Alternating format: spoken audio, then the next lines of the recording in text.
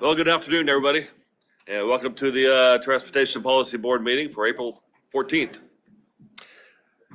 We will begin with the approval of the TPB agenda for today, April 14th, 2026. Second. We have a motion and a second to approve today's agenda. Is there any discussion? All in favor say aye. All opposed? All right, moving on to the minute meetings from March 10th, 2026. Everybody had a chance to review those? Would you like to make a motion? I'll make motion to approve the TPD minutes from March 10th, 2026. I have a motion and a second. Thank you. To approve the TPB minutes from March 10th, 2026. Is there any discussion? All in favor say aye. Aye. All opposed? All right, thank you. Next we have the director's report. Chad. Thank you, Mr. Chair. Good afternoon, members of the Transportation Policy Body.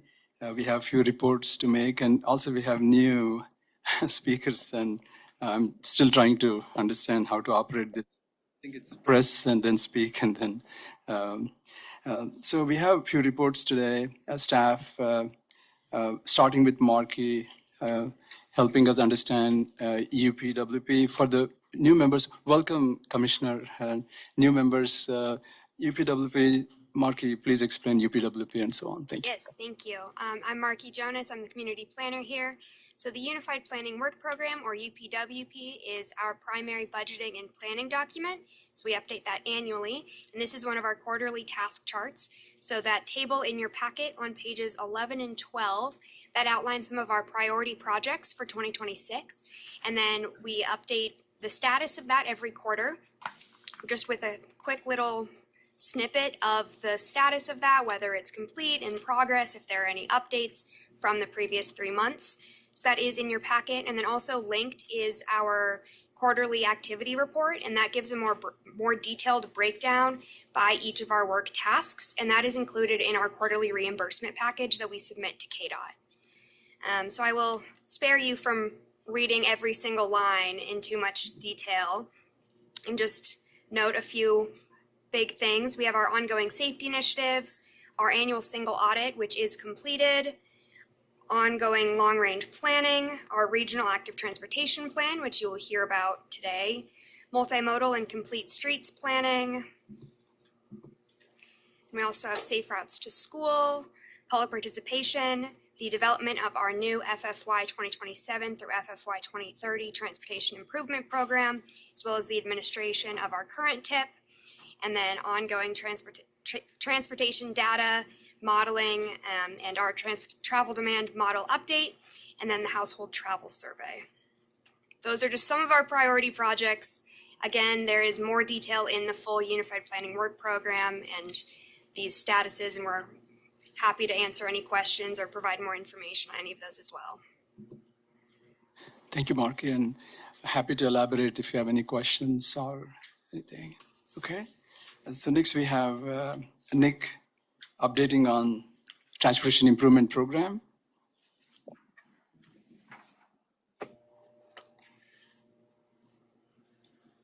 Thank you, Chad. We had our call for projects for the new FFY 2027 through FFY 2030 TIP, February 2nd through March 6th.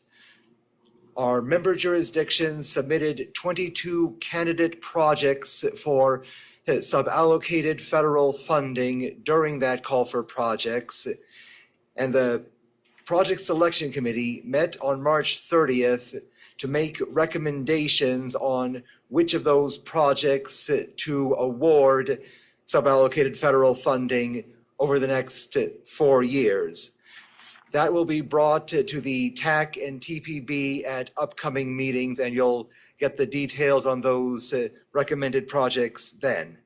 In the meantime, the 6th through the 17th of this month, we are also running a call for changes. This is similar to the calls for changes that we do for ordinary TIP amendments. In other words, it's for all projects, additions, removals, or changes other than requesting suballocated federal funding. As the point of that, to make sure that we have absolutely the most up-to-date TIP document and database possible when this process is all over. And of course, our final tip needs to have not just our suballocated projects, but also anything with non-suballocated federal funding and any project that is regionally significant.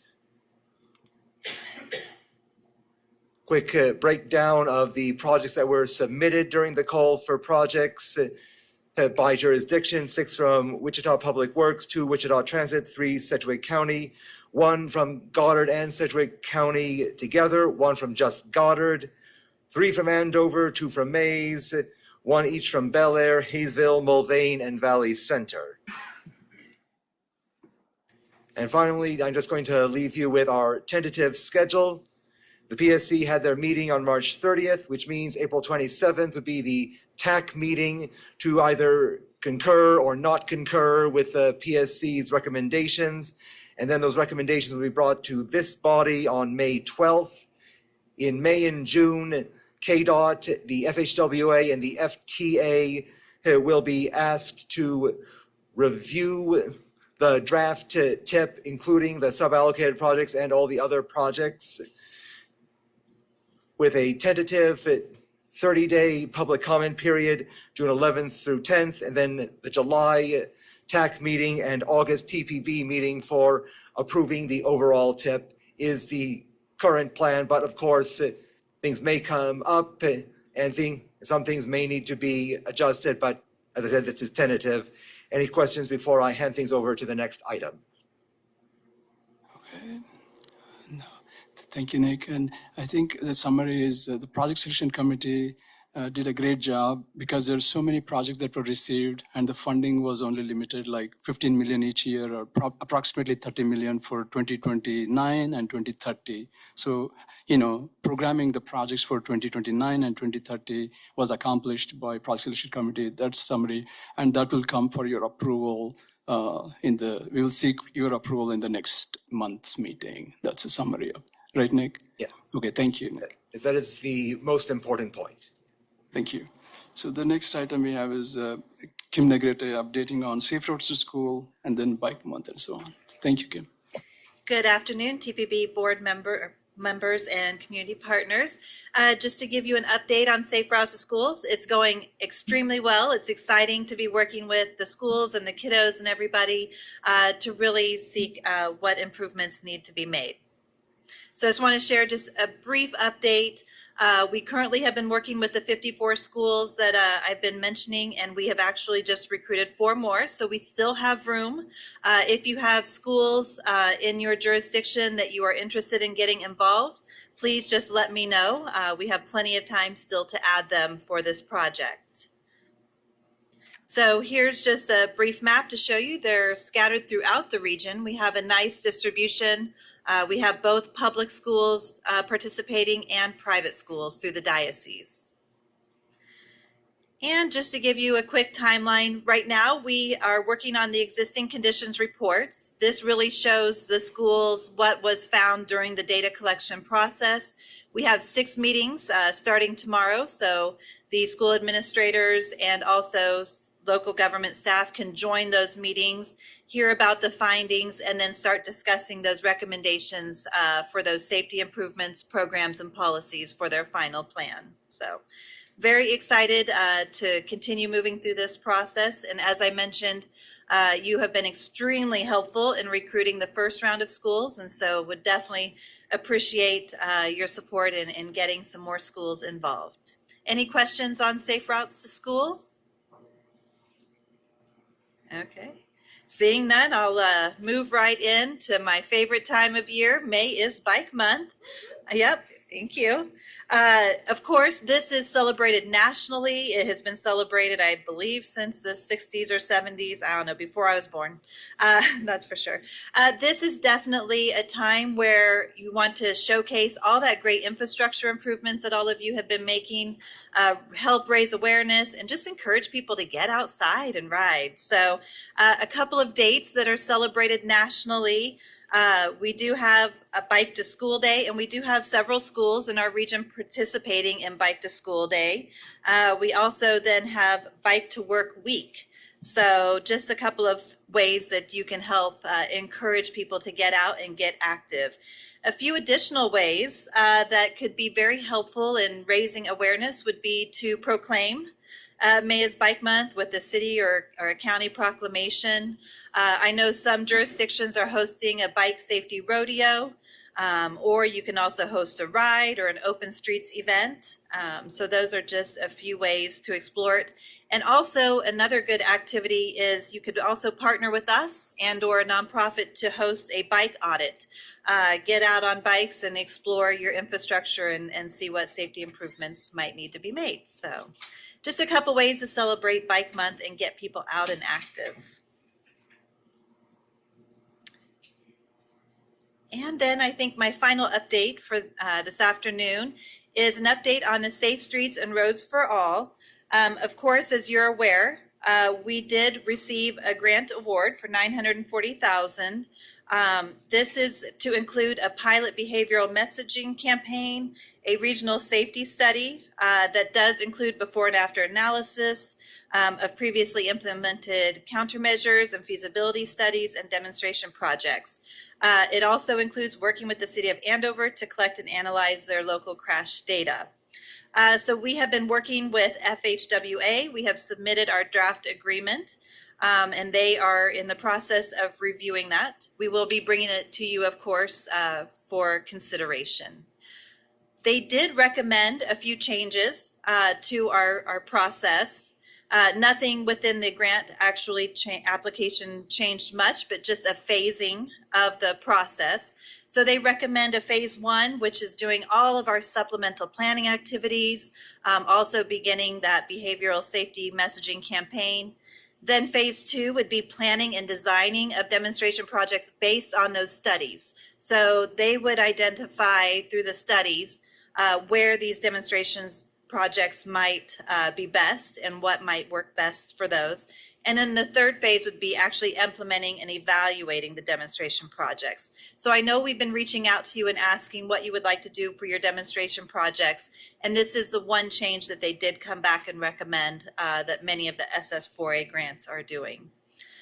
In addition to our funding that we have received, they do have an open call for funding right now. There's a NOFA open, and you can find that online at transportation.gov/grants/SS4A. The applications are due May 26th, so it's coming up, and they have all sorts of great recordings and resources available there. And of course, our staff are available if you are interested in applying for any of those implementation funding grants. So. Thank you. Yep, go ahead. Thank you. Kim, I sent you an email, but maybe everybody else wants it too. I would love to have this via email because we can put it on our socials at the city and get it out and try and, Excellent. make sure that we celebrate all the different things. So if you can send this maybe with the minutes, I think everybody might appreciate it. Okay. All right, thanks. We will do. Thank Thanks. you. But, Yes. What does that do to the time frame for demonstration projects? So they didn't give us a time frame for when they would respond back with our agreement, but they are actively looking at it right now, the FHWA program office. So hopefully we'll hear back soon and can complete that agreement process and then get started on the studies. So it is going to add some time, I would say, to the actual demonstration project, but I can't give you an exact timeline, unfortunately. But as soon as we hear back from them, we'll be able to communicate that. So the implementation portion of it, do you have to have gone through through a demonstration? No. Or some? No, you do not. You can just submit straight for an implementation project. And the good thing is the Comprehensive Safety Action Plan, which WAMPO completed a few years ago with your help, can be utilized that is a requirement in order to apply for implementation funding. And since we have one for the region, you are good for that requirement. So you can go ahead and just apply for implementation funding. In fact, City of Wichita was awarded an implementation grant this last round. So yes. Well, I also appreciate the flyer on the bike month. At our last night at our council meeting, I did proclaim May as Bike Month. Oh, good. So we are having a mayor's bike ride. We do every year. It'll be on Tuesday, May 12th at 6:15 at the front of the Vickers Building, if you know where that is, on Main and Grand. Everybody's welcome. Free giveaways. We're giving away bikes that have been donated. Helmets are normally there. So yeah, it's a great time. So we normally have a good showing. So. Looking forward to making that ride, Mayor. All right. Thanks, Kim. Yes, thank you. One more item, right? Grant on the KDOT grant you have. Oh, yes, of Thank you. course. We also just learned about the KDOT Behavioral Safety Grant. This application opened this month and is due May 15th. This funding is available for FY 2027, and funding would start October 1st of this year. Funds, of course, can be used for a variety of education and communication campaigns, high visibility enforcement efforts, and other non-infrastructure safety countermeasures. They have the website where they have the application. They have a recorded webinar about how to apply. And of course, if you would like the assistance of any of our staff, we're always available to assist you with that as well. So those are open. So in Andover on Bike for Kids on April 25th, it's from 10 to 2 at Point 9, and we'll have maneuvering things for kids, and the helmets for kids are going to be there. So, excellent. And everybody's welcome. So it's Point 9 is fantastic. If you haven't had a chance to get there yet, I highly recommend going. Excellent. And I have no credit to take in that. It's all somebody else. Excellent. Well, we will be sharing these with the community and promoting them as well. We'll make sure to get the resources out to you. So thank you. Thanks, Kim. So we have Peter updating our request for proposals, I think. So. Good afternoon, TPB members. I want to give a quick update on the two pending requests for proposals and their follow-up procurement. So we have the Regional Active Transportation Plan and the Household Travel Survey. So just as an update, we have consultants selected for both draft contracts, or for both RFPs, and we have developed draft contracts, but we're currently in coordination with KDOT. We're working to ensure indirect costs, particularly overhead costs, are compliant with FHWA guidance in these contracts. This requirement isn't new, but recent coordination with KDOT has emphasized the need for more robust documentation. So we have asked the consultants to provide comprehensive audited overhead information. Conventionally, not always, because I don't want to say I'm a complete expert on the subject, but this often requires a third party to audit your costs. It's taking a little bit of time to work with those consultants to make sure all of that is lined up and approved by KDOT. So in some, it's extended timelines, but this should not be a recurring issue. It is something that we would hope becomes standard practice for both WAMPO and any planning consultants in the future. Any questions for me? Thanks so much, Peter. Appreciate it. Thanks, Mayor. Sure. Thank you. Thank you, staff, for all your updates. Next, item 3, the public comment opportunity. Is there any member of the public that would like to speak? Give you 3 minutes. Any takers? All right. We will move on to our action item. We have one action item on today's agenda. It's FFY 2025 through 28 Transportation Improvement Program TIP Amendment number 8. Laura and Nick. Hello. So the TPB is being asked to take action for the FFY 2025 to 28 TIP Amendment 8. This is a regularly scheduled amendment, and it is also fiscally constrained.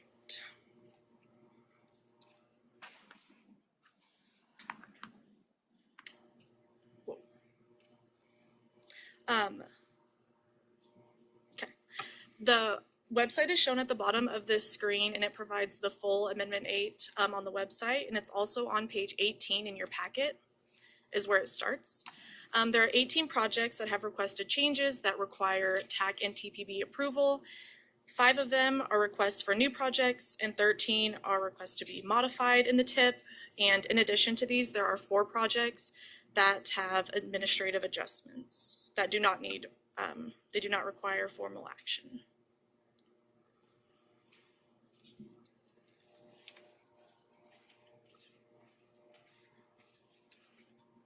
Thank you, Laura. The public comment period was the 27th of February through the 13th of March. The TAC made their recommendation on the 23rd of March, and now today you'll be asked to make the final vote. You will find in your packets, and this is all on pages 18 through 21, there you will find this map of all of the project locations, as well as this table associated with it, so you can tell which projects are where. Now I'm going to quickly run down the projects that require formal action by this body, not the administrative adjustments. In the city of Bel Air, the 45th Street Oliver to Woodlawn project will have an increase in STBG funding in keeping with the funding increase on that project that was approved by this body at an earlier meeting, along with several other similar projects that had increases in their suballocated funding in response to available funding that needed to be put onto projects, and there being several projects in the next 3 years or so that had less than 80% federal funding. The Rock Road Corridor Improvements Project in Derby, again, increasing its suballocated funding, and that coming at the expense of the local funding. The City of Goddard and Sedgwick County had the 183rd Street Expansion Project. This was to add Sedgwick County as the second lead agency on the project and to make changes to the limits and scope and contact information, as well as update the cost, and to move the project back from 2029 to 2030, and add the utility relocation and right-of-way acquisition phases. The Meridian Street and Multi-Use Trail project in Hayesville, they edited the project scope, and this is another project that had increased suballocated funding. The 85th Street and Broadway Roundabout in Park City, this project was moved up from 2027 to 2026 and again had an increase in its suballocated funding in keeping with this body's prior decision. The City of Wichita project Redbud Multi-Use Path near Rock Road Phase 2. This one had a cost increase in addition to its suballocated funding being increased. Also in Wichita, the 127th Street, 13th to Douglas, a slight cost increase and an edit to the project scope. This one did not have an increase in its, or did it? Anyway, moving on to the next one, sorry. Mount Vernon and Hydraulic Intersection in City of Wichita. This one had a cost increase paid for with local funds. The 127th Street project, by the way, on that previous row in here, did have some of that cost increase paid for with STBG. Then a couple of new projects for the City of Wichita, Kellogg and Eisenhower Parkway Interchange and Broadway Corridor Safety Improvement Project. with the first one, I believe, being an earmark project and the second one being an SS4A implementation project.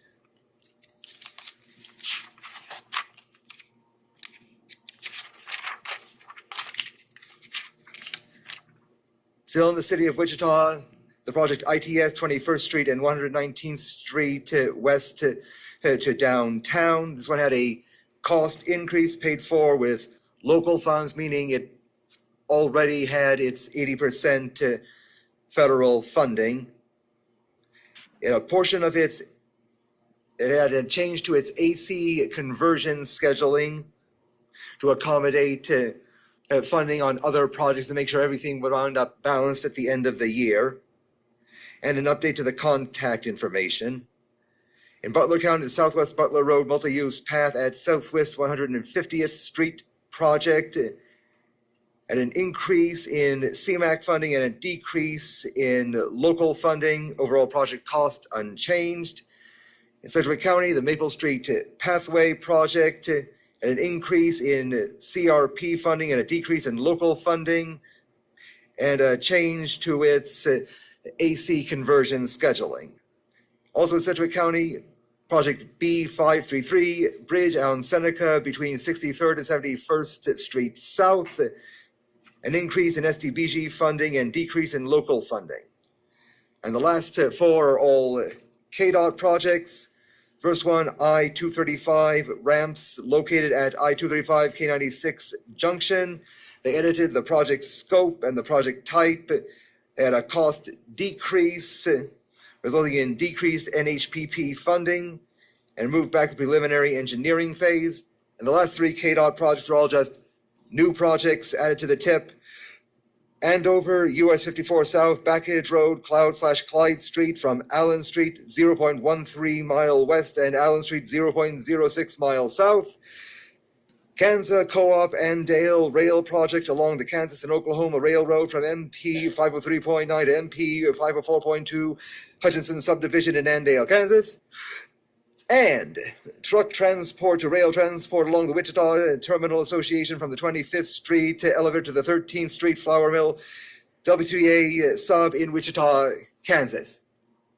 There are a lot of them this time, so thank you for bearing with me.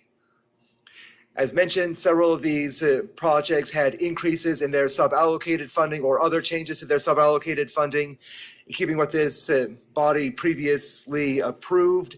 That is shown on this table, an increase of $16 million in the sub-allocated funding. You'll find that on page 20 of your packets of the changes in sub-allocated funding. And in case there is a desire to refer back to it, this is a table of the local, state, and federal funding on the projects as they will stand following this amendment if it is approved. And on the 11 by 17 handouts that are on the table, you will find a copy of this table, which is also on page 19 of your packets, showing the overall changes in funding for all of the projects. Changes in local funding, changes in state funding, and changes in federal funding on each of the individual projects and overall. The overall change for all funding sources across all projects is adding $40,760,000. And Laura? Okay. The TIP continues to meet the federal requirements, which is having a 15-day comment period, being consistent with the current MTP, and being fiscally constrained. The financial impact from this amendment adds $40.8 million. Are there any questions? Any questions before we move on to a motion? All right, there's no questions. Would anybody like to make a motion to approve the FY 2025 through 28 TIP Amendment number 8 as presented? I'll move to approve the FFY 2025, FFY 2028 TIP Amendment number 8 as presented. All right, we have a motion and a second to approve the tip amendment number 8 as presented. Any discussion? All in favor, say aye. All opposed? All right, thank you. All right, moving on. See, discussion and updates. Charge Up Kansas. Tammy?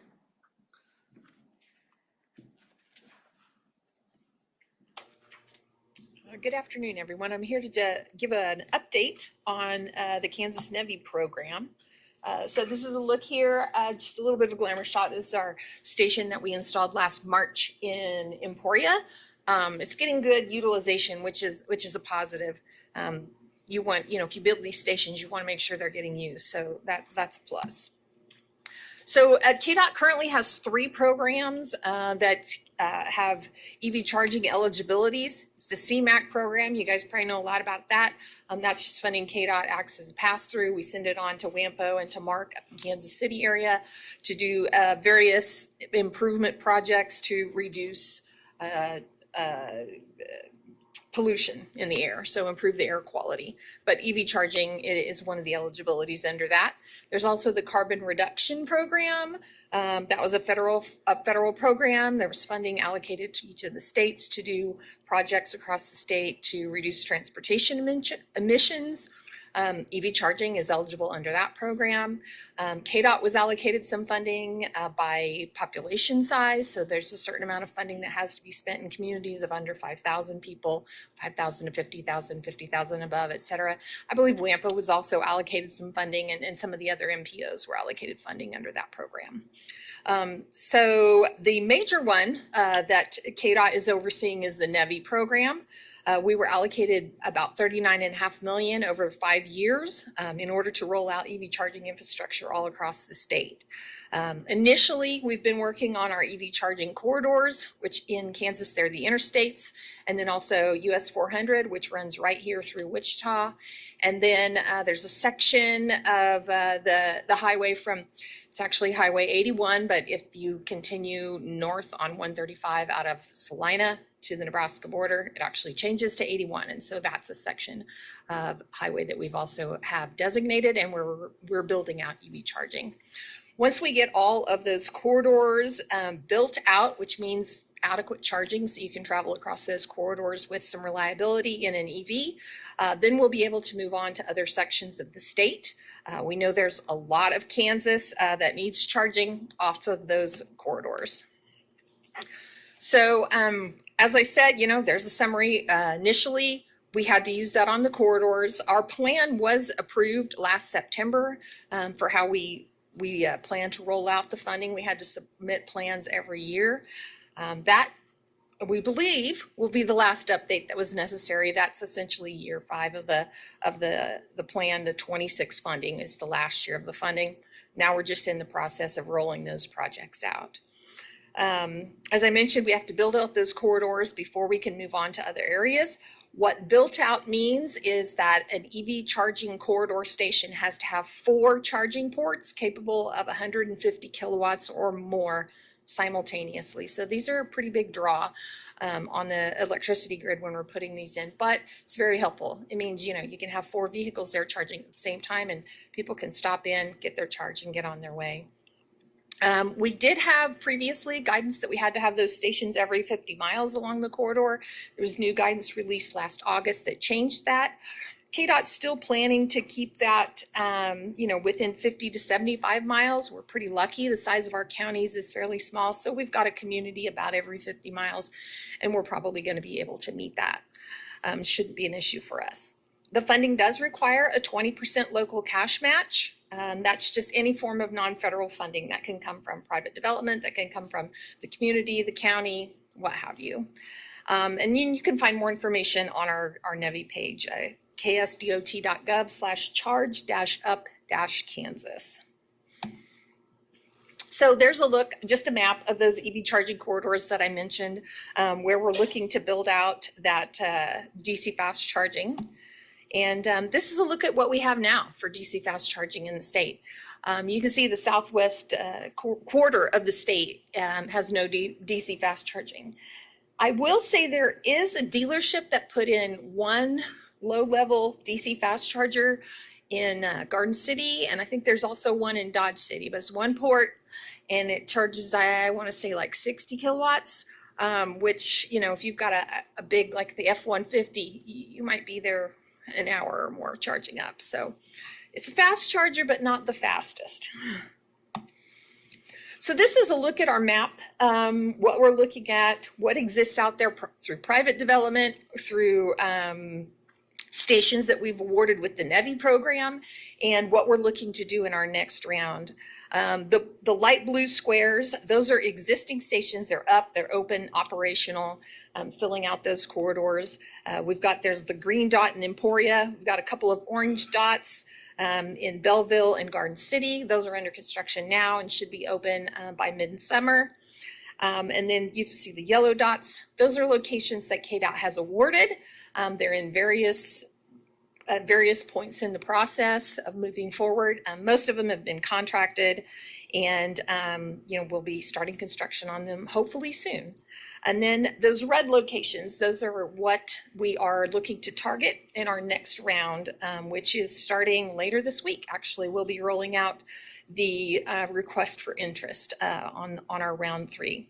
So looking at targeting 13 stations in our round 3, and hopefully that gets us to built out and able to move into some community charging where we're not just held to the DC fast charging. We can put in those level 2 chargers, opportunity chargers, and things like that. So as our next steps, round 3, we had that pause in the federal funding last year where everything was on pause for about 9 months. During that time, situations changed with our developers. So we lost 3 of those stations due to that pause. Belleville is under construction. Garden City, they're planning to begin construction here in just a few weeks and be moving forward with that. Round 2, we've got all of those. We had 3 drop out. Again, that pause just really changed issues with budgets, with equipment quotes that they'd had. Some of those prices really increased while we had that 9-month pause. So we're going to be rebidding those out and working to get those corridors done. But all of the rest of the stations are under contract, and we plan to be moving forward with those quickly. As I said, we're starting round 3 later this week. And we're looking at doing upgrades at 4 EV charging stations. They're in those service areas on the turnpike.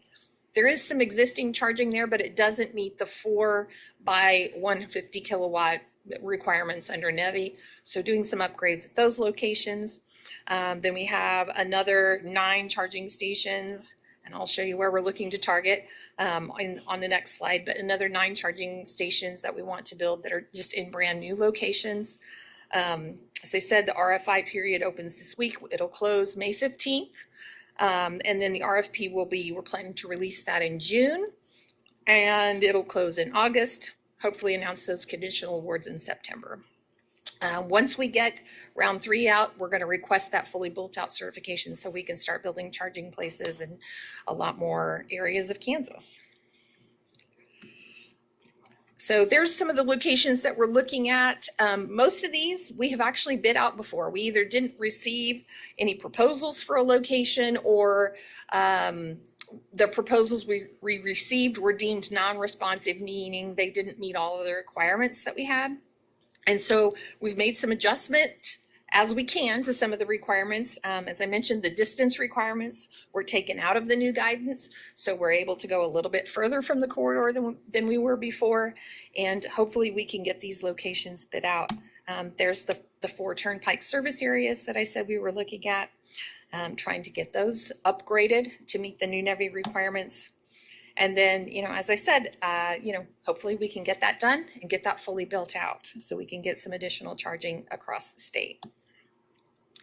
So how the selection process works with NEVI, they have to complete that project interest form. So the RFI that opens later this week, they have to respond to that to be eligible to respond to the RFP.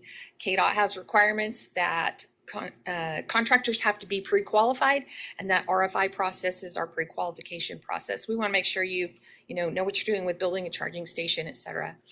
Then we select the lowest responsive bidder from each of the proposals that we receive for each targeted location. Responsive bidder means you have to meet all of our requirements, And in addition to the federal requirements, KDOT added a few requirements of our own that we wanted to have for these charging stations. And this was guided a lot by feedback that we got from a survey we did of EV drivers, just the things they wanted to see when they stopped for charging. Something as simple as 24-hour like lighting overnight, dusk to dawn lighting, to make sure that you can actually see what you're doing. It seems like a simple request. It's actually not in the federal requirements, but we added that in there. Then we also asked for a few things, a signed site host agreement to make sure everybody's on the same page and everybody knows what's going on. We want a utility service confirmation form so the utility can tell us, yes, we have adequate power to build this station, or we don't, but if we do these upgrades, we'll be able to, and this is the timeline for that. Cellular data or free Wi-Fi available, restrooms either on site, or this time we're going to adjust that to maybe have them just nearby. Some of these smaller communities don't have a lot of options where you've got a location that's open enough hours to be able to serve the public, and still also has the footprint available to host some charging. So trying to work with that in some of these rural communities to make that happen. And then a food or shelter nearby. These are not ridiculous requests. These are pretty simple. If you're traveling cross country, these are the things you want to have, a place to get a fresh cup of coffee, use the facilities, that type of thing. So once we get those corridors built out, we have several target type areas that we want to look at, some service hubs. Many of these are in the Wichita area. We've got El Dorado and Cheney State Park just right here within an hour of Wichita. So looking at putting some charging at state parks, level 2 charging, multifamily housing. We have a lot of multifamily housing here in the city. Looking to potentially add charging. So people that live in that type of housing also have the opportunity to drive electric. Tourist destinations, universities, community colleges, large employers. One of the main drivers of EV adoption is having a place to charge at home or at work. If you can charge while your car's already parked anyway, while you're sleeping or while you're working, that makes it so much more convenient to drive an EV. So really looking to target those types of locations. I mentioned in the beginning, we were allocated $39.5 million approximately. This is, just a quick overview of what we're looking at after rounds 1 and 2. We're estimating just under $9 million for round 3. And, so that should leave us about $29.5 million to do charging across the rest of the state. That'll get us a really good network across the state, and I think really make it so that anyone who wants to drive an EV will be able to. There'll be access to charging, and you'll be able to move out the state with the same reliability that you can now with the gas vehicle. And with that being said, there's my contact information, and happy to take any questions. Are there any questions for Tammy? These charging stations, are they typically, you talked about a host agreement, are they typically KDOT owned or in communities or? The ones that we've awarded through the NEVI program they're privately owned, either by the site host or a charging network provider, which they work with a site host, but they own and operate the equipment, like they have the network connection, they have the apps, et cetera, to take care of the payment. We could partner with the community. We haven't had any with the NEVI program. We did have one with the community charging that we did with the carbon reduction program. We had some communities that were interested. The cost of a DC fast charging station, you're looking at around $1 million. So even that 20%, $200,000, it's a pretty significant investment for a community. But we anticipate when we get to the community charging where we're off corridor and we can right size the station, build more level 2, we'll probably have a lot more communities interested. What are the corridors that you're potentially looking at next? I'm sorry? What are the corridors you're looking at next? We've had some interest in US 69 that runs south out of Kansas City. That's got adequate traffic. We feel like we need to put some charging along there. And then 36, which runs very close to the Nebraska border, east-west across the state. There's a coalition of businesses along that highway that would really like to have some EV charging in that area. So those are the main corridors, in addition to some of those scenic byways and Route 66, those types of things. Other than that, we'll be looking at just, various communities that don't have charging. You can see there's a lot of Kansas that is not within a few miles of one of those corridors. So we've got plenty of counties, plenty of communities that we could target. Anyways, yeah. Do you partner with like Target, any national chains like that? We would be open to it. Love's would be the one that we've worked with, but we haven't partnered with Target and they haven't applied, but they would definitely be eligible to. Okay. So They put 8 or 10 of them on West Maple. yeah, First they weren't busy. Now they stay pretty busy. yeah. I've actually used that charging station. It's handy. I was doing some Christmas birthday shopping, something. So Okay, has Quick Trip showed any interest or? we have not. And as a lifelong Kansan that loves my Quick Trips, I'm like, come on, Quick Trip, get on board. So, but no, we haven't had any interest from Quick Trip. Casey's, Love's, a couple of regional chains, 24/7 travel stores, Pete's, that are regional here in Kansas, but nothing from Quick Trip. So, anyone else? Is the state of Kansas taking a look at electronic truck stops at all, or is it being discussed at all? That's not eligible under the funding. We can just do charging. So I assume you're talking about the park and plug where you can plug in overnight. Yeah, that's not eligible under the NEVI funding, but it's possible that would be something in our division. We have the Innovative Technology Program. That's something that might be eligible under their funding. So if that's something you're interested in, yeah, feel free to shoot me an email and I'll put you in touch with those people. So. Any other questions for Tammy? All right, Tammy, I appreciate you coming. All right, thanks for having me. All right, next we have item B, the commuter flows report. Peter. Good afternoon once again. Give a quick update here on the last update item of the meeting. So just to let you know, our commuter flows report is out. So when you connect where someone lives and where they work, you create a commuter flow. If you connect all those together, you can look at the inflows and outflows of different communities and cities, as you can see there. Wichita's up there on the slide. So understanding commuter flows can provide insight into demands on the transportation system and can help support transportation planning activities.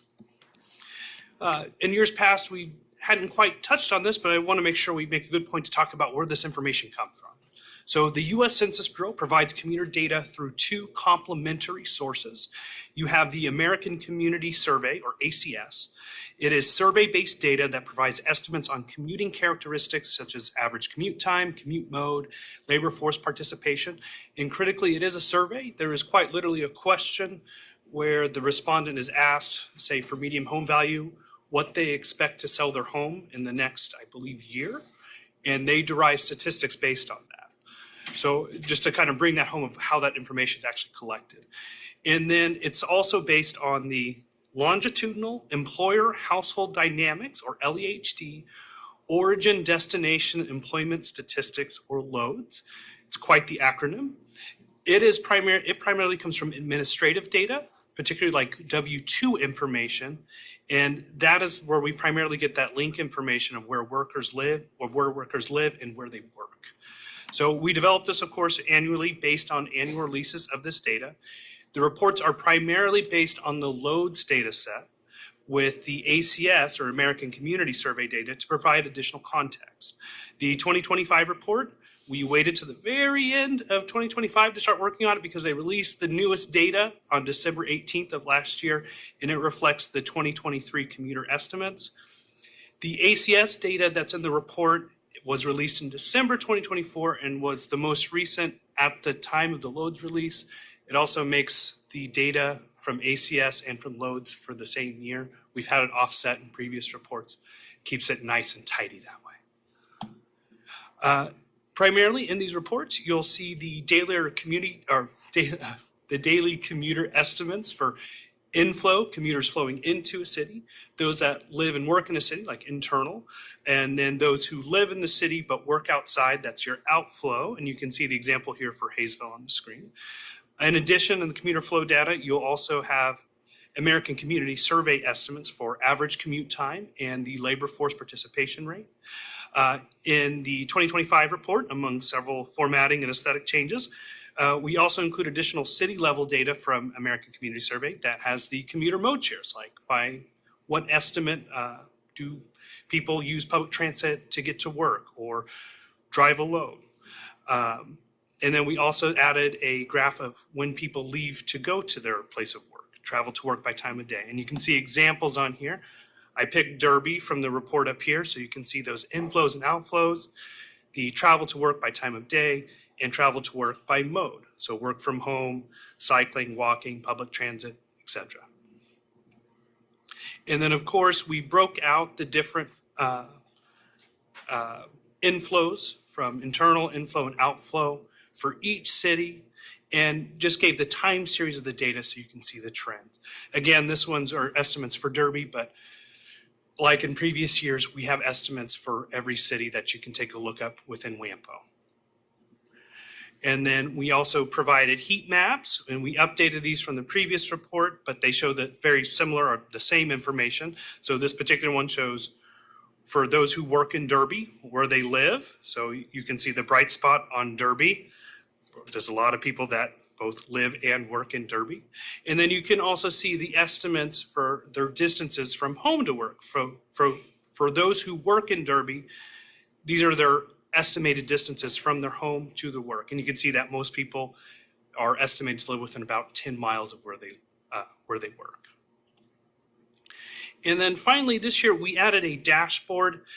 The data that's in commuter flows can be quite granular, and you can see inflows and outflow estimates city by city. So if you're curious, is there an estimate of how many people that, say, live in Andale that commute all the way over to Derby? You can see an estimate for that on the WAMPO website. Again, this is all based on loads data. And so you simply select a city and a flow type, the inflow and outflow, and the dashboard, and the table on the left panel will update with estimates on commuter shares by WAMPO city. And that's, again, available on the website. And then just as a note, this is all completely consistent with the federal dashboard, or the one on the LEHD website on the map. The On the Map tool is comprehensive, but with great amounts of data comes a very complicated user interface. It is parsable, but the one on the WAMPO website is specific to our region and just focuses on total job flows. Any questions on the commuter flows report? Seeing none, I appreciate it. I appreciate the handout on our desks as well. So, very welcome. All right, next we have committee and partnership updates. The executive committee will meet, next time we meet will be May 21st. That's 11 o'clock right here. Next we have KDOT. I don't know if Mike's online or not. Mike Moriarty. Mike is away at a conference right now, but he did not make me aware of any specific updates to give you all. But if there are questions, please let me know, and I'll get back with staff. All right, thank you, Allison. Mm-hmm. All right, next we have the Wichita Metro KDOT.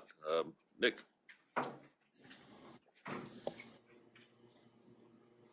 Yeah, I'm not JB. He's much better at this than I am.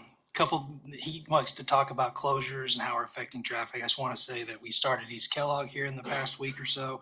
It started that process, and we did open the K96 westbound to northbound 135 ramp a few weeks ago. So we're continuing to make progress on North Junction.